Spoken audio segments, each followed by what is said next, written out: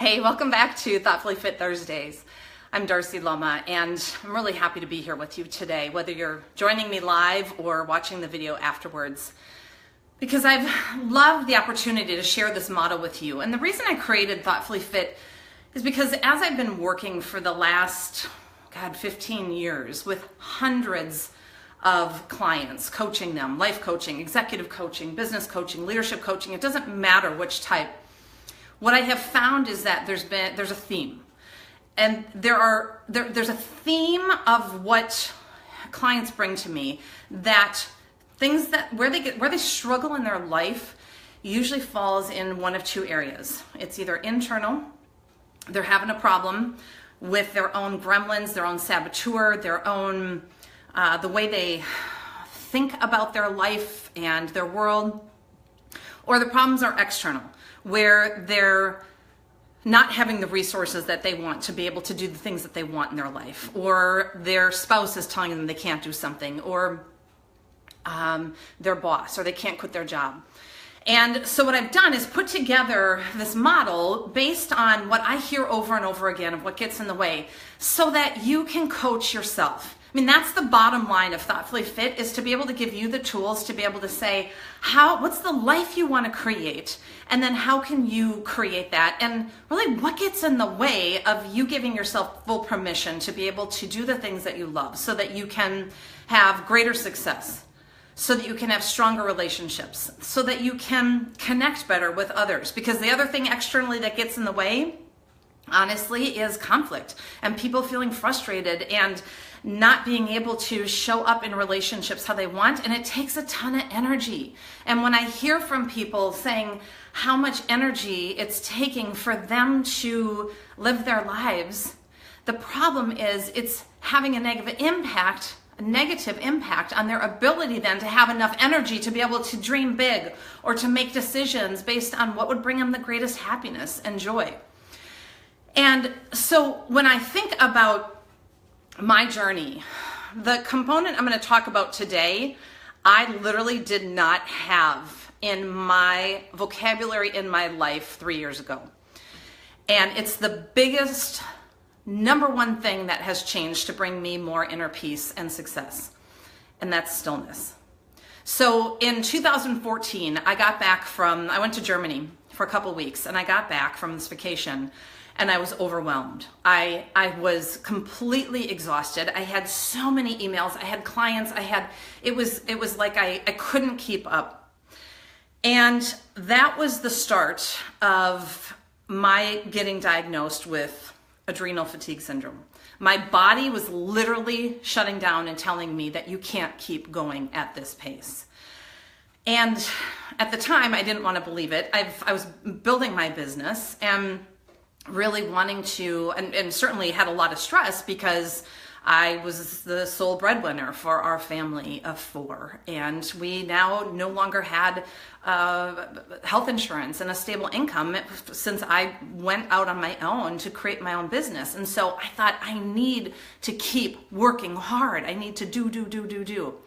And what I realized is that all that doing was taking its toll, and I was exhausted, and I had no white space, and I had no stillness in my life. So I worked with my team at the time and my life coach at the time to redesign everything. And it was a lot of work. It was really hard, because what it meant was that I had to learn how to say no. I had to say no to opportunities and things and people in my life that were really good. I mean, it's easy to say no to something that doesn't bring you joy, or somebody that you don't care much about, or a cause that doesn't align with your values.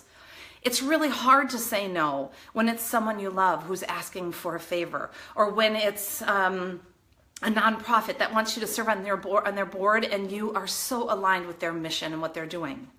But what I found for me is that in saying yes to absolutely everything and trying to be there for everybody and everything, I was so completely exhausted and overwhelmed, and my body was starting to shut down.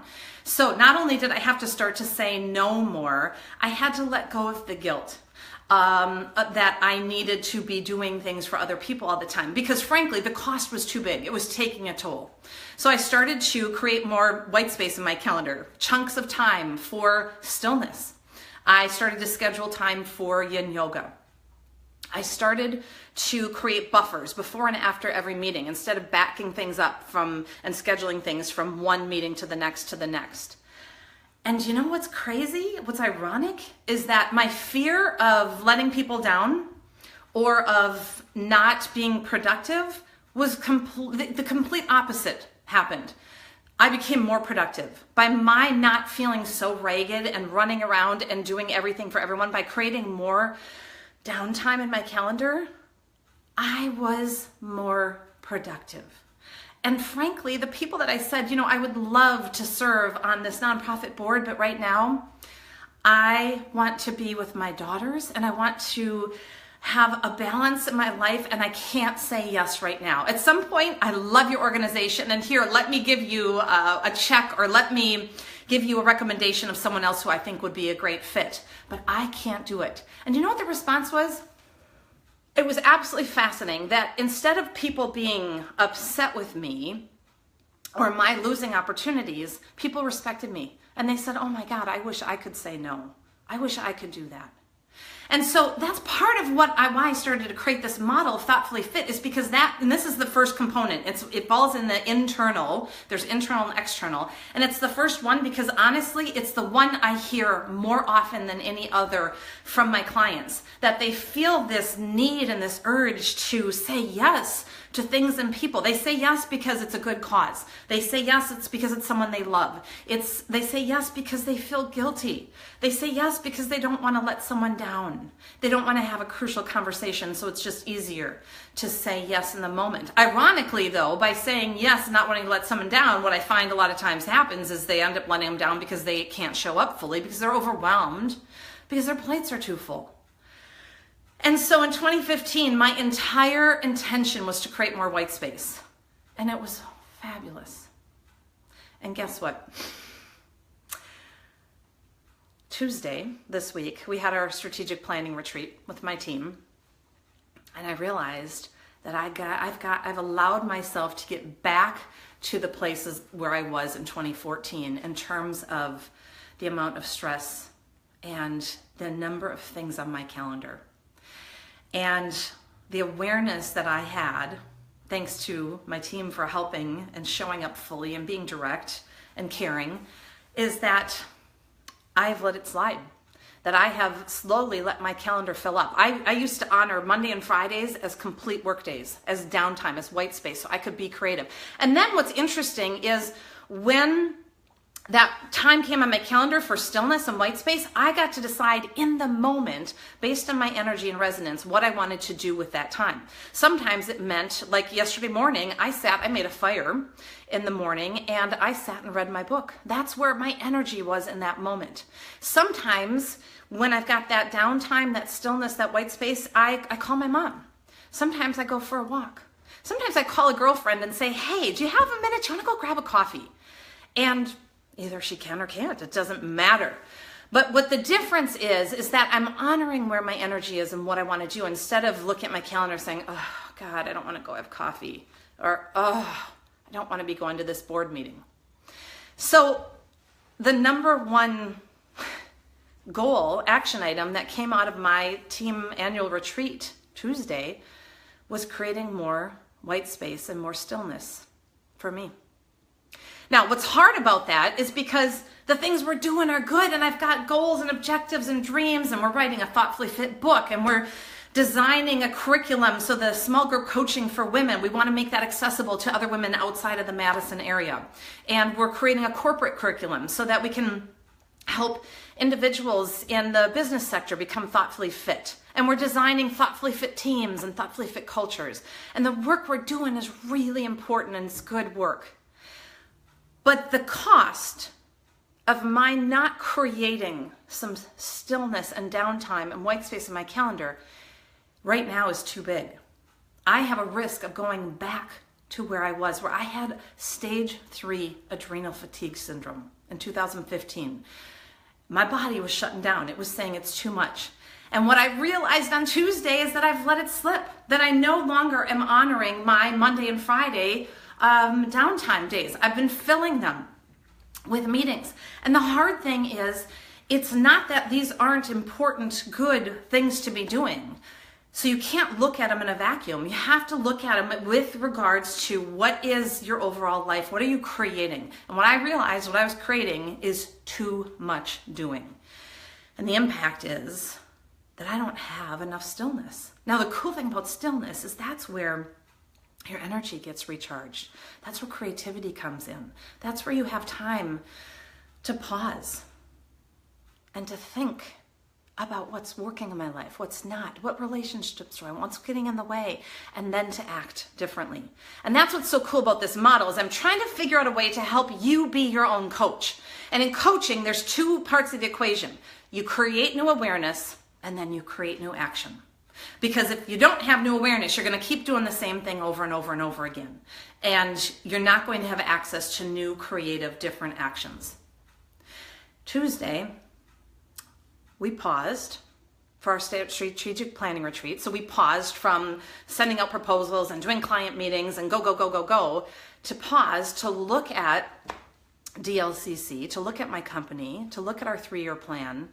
And we started to think about what's working and what's not. And what we realized with that new awareness is that we have a renewed commitment to creating more white space and more stillness for me. Now, that doesn't mean that we're going to stop doing all the great things that we're doing. It means we're going to get creative in how we're going to act on those other strategic goals.